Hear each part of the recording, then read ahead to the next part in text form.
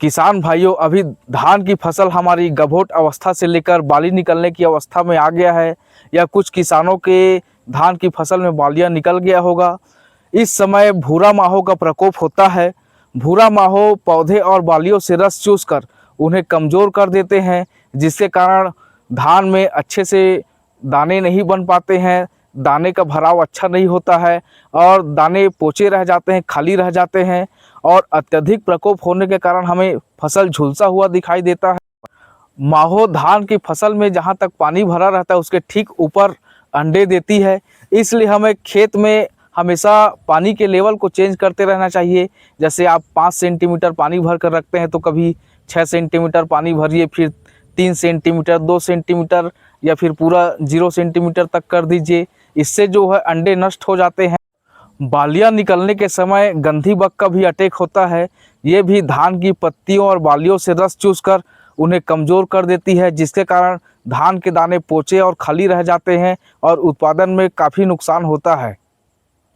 भूरा माहो और गंधी बग के कंट्रोल के लिए हमें पाइमेट्रोजिन 50% WG का 120 ग्राम प्रति एकड़ के हिसाब से स्प्रे करना चाहिए, या फिर फेनुबुकारप BPMC का 400 ml प्रति एकड़ के हिसाब से, या फिर डाइनेटोटेफ्यूरान या फिर ट्राइफ्लूमिजोपाइरम का उपयोग करना चाहिए।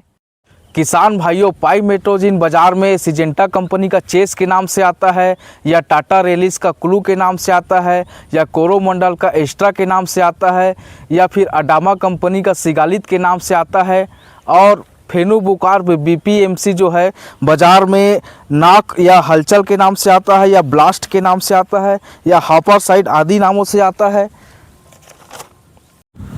डाइनेटोटेफ्यूरान 20% SG यह बाज़ार में ओसिन या टोकन आदि नामों से आता है। ट्राइफ्लूमिजोपाइरम 10% SC यह बाज़ार में पेक्सालॉन के नाम से आता है, इसका आप उपयोग कर सकते हैं। किसान भाइयों, यदि आपके खेत में तितलियां नज़र आ रही है या पत्ता लपेटक सुंडी दिखाई दे रहा है, तो भूरा माहो के दवाई के साथ आप एक इमामेक्टिन बेंजोएट 5% SG का 100 ग्राम प्रति एकड़ के हिसाब से उपयोग कर सकते हैं।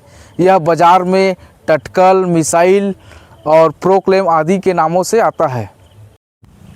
यदि आपके खेत में सीड ब्लाइट या झुलसा रोग का भी प्रकोप दिख रहा है, तो आप ये दवाइयों के साथ एक फंजीसाइड का भी उपयोग कर सकते हैं, जैसे कि हेक्साकोनाजोल या फिर ट्राइसाइक्लाजोल या प्रोपिकोनाजोल, या फिर मैंकोजेब प्लस कार्बेंडाजिम का एक कॉम्बिनेशन वाला फंजीसाइड आता है, उसका भी उपयोग कर सकते हैं, या फिर ट्राइफ्लॉक्सीस्ट्रोबिन प्लस टेबुकोनाजोल, या फिर एजॉक्सीस्ट्रोबिन प्लस टेबुकोनाजोल, या फिर एजॉक्सीस्ट्रोबिन प्लस डाइफेनाकोनाजोल का भी उपयोग कर सकते हैं।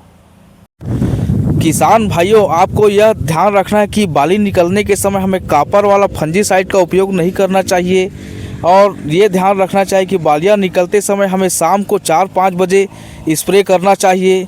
इसके लिए हमें 150 से 200 लीटर पहले साफ़ पानी लेना है, फिर सबका अलग अलग घोल तैयार कर मिलाकर स्प्रे करना चाहिए। जिस दिशा में हवा चल रही है उसी दिशा में स्प्रे करना है। पहले के खेत के बाहरी किनारों से स्प्रे करते हुए चक्रव्यूह बनाते हुए बीच में स्प्रे ख़त्म करना है। आपको मास्क या चश्मा आदि अवश्य पहनना चाहिए, ताकि दवाइयों का आप पर कोई बुरा प्रभाव ना पड़े। किसान भाइयों, यदि आपको यह जानकारी अच्छा लगा और उपयोगी लगा तो हमारे इस वीडियो को लाइक करें, शेयर करें और हमारे YouTube चैनल को सब्सक्राइब करें। धन्यवाद।